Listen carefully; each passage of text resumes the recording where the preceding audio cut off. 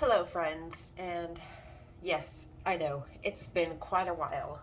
It's been about 3 weeks since I've made a video. Um, and I'm going through a stage of complete acceptance. I look really tired because I freaking am. I've not been getting a lot of sleep. Um, I've just been settling in this phase. Not phase, like the settling into this new self-assured self. So when I was younger, I was such a people pleaser, you guys.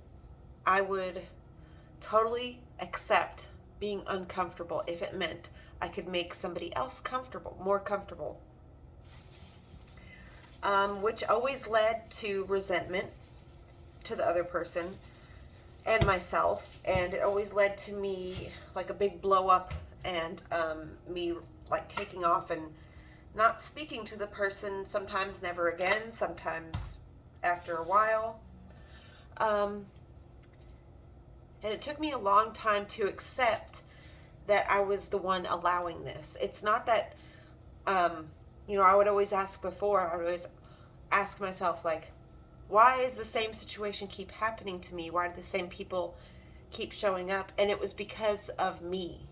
I was the one, like, allowing that, like seeing the disrespect and allowing it anyway.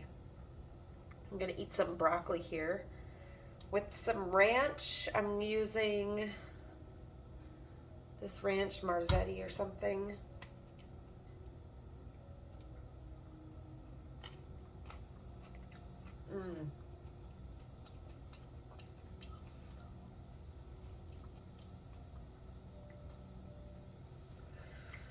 So yeah, I've just been spending a lot of time alone, way more than usual, going through a lot of my house.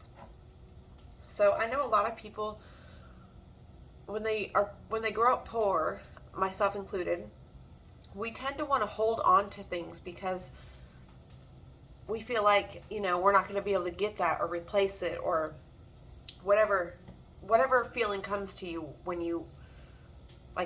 when it comes to like getting rid of things. I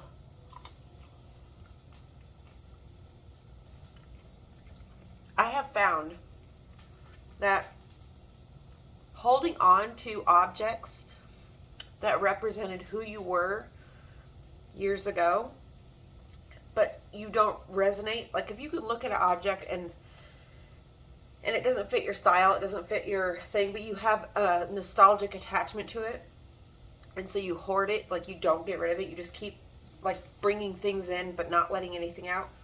That is what stagnates your happiness, your creativity, inspiration. That's what stagnates it the quickest.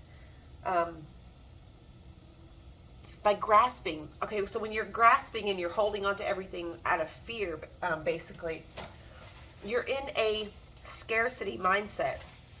You're in a mindset of, I'm never going to be able to replace this. I'm never going to be able to do this again. I'll never have the money to get this thing again, which is all false.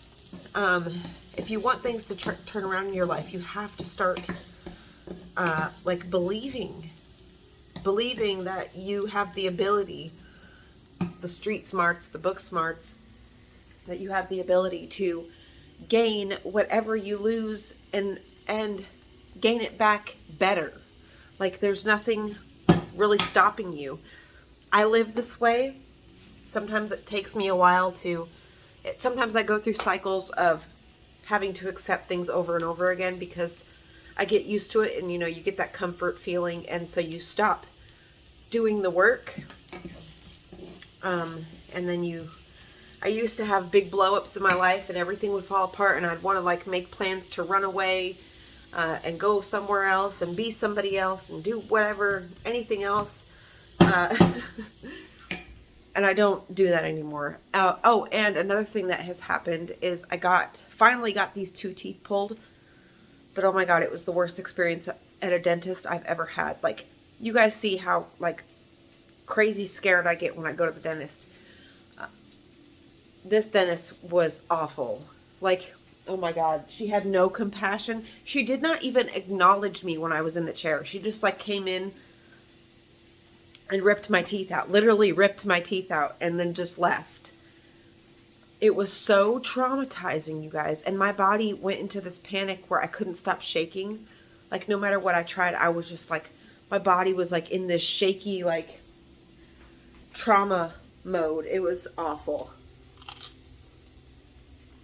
It was so terrible. That was like a week ago that I got my teeth pulled. Right now I am cooking some onions, making some tacos. Let's say hi to the kitties. Sagey! Little Sagey. Hey, baby. What are you doing? We got Lucy here. Hello, Mr. Lucy. He always looks a little scraggly because he has like this weird obsession with licking himself. Where's little old Jixie? There's little old Jixie. Hey, baby. Drinking out of the cup. It's clean water that's just stained with paint, so don't worry. But yeah, I got some candy corn lights up. I do have a bunch of these little houses that I had been working on that are done. For sale, of course. My PayPal is jhammond717@gmail. Okay, it's a little hobbit door. And then on the inside, it's a little cozy scene. Here we go. This one, look how much detail I've put into this one. I'm still not done with it. Sorry, that noise. The cats are getting into some stuff. There's a box with paper. Oh, I got some seeds today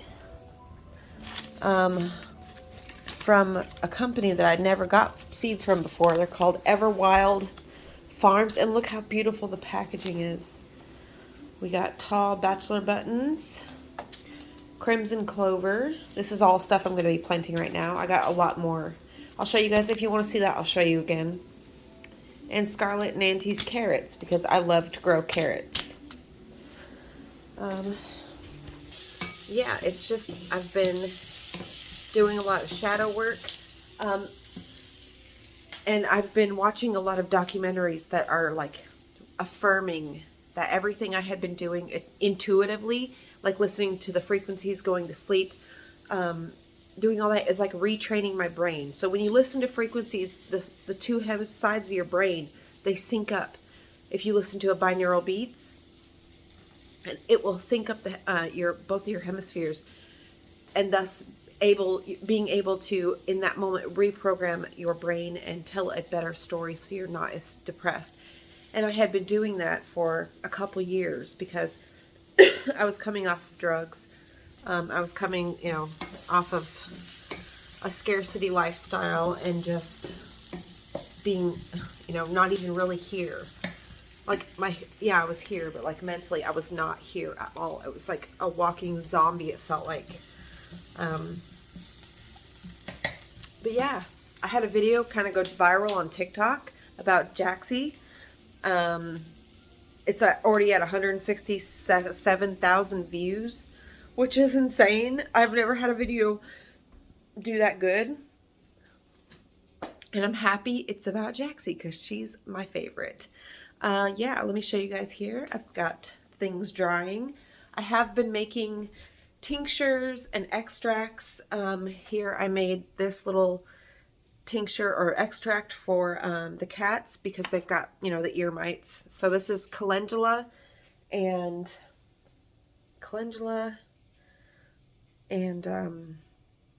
mullein, because those are both like really good antibacterial, antimicrobial, antifungal medications, and it's in some olive oil. This is just a little tiny dropper bottle. I also made some so I've got a big old thing of that cat eardrop stuff. You can use it on their skin too. It works really well to get rid of mites. Thyme extract made with vodka for pimples.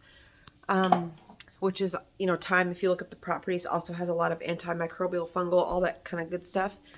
So yeah, still got everything hanging up. I've been going through it slowly. Still have a lot of devil's lettuce to put away. Anyways, guys, I love you. I will be trying to make more content soon. So yeah, I'll see you guys in the next one. Bye.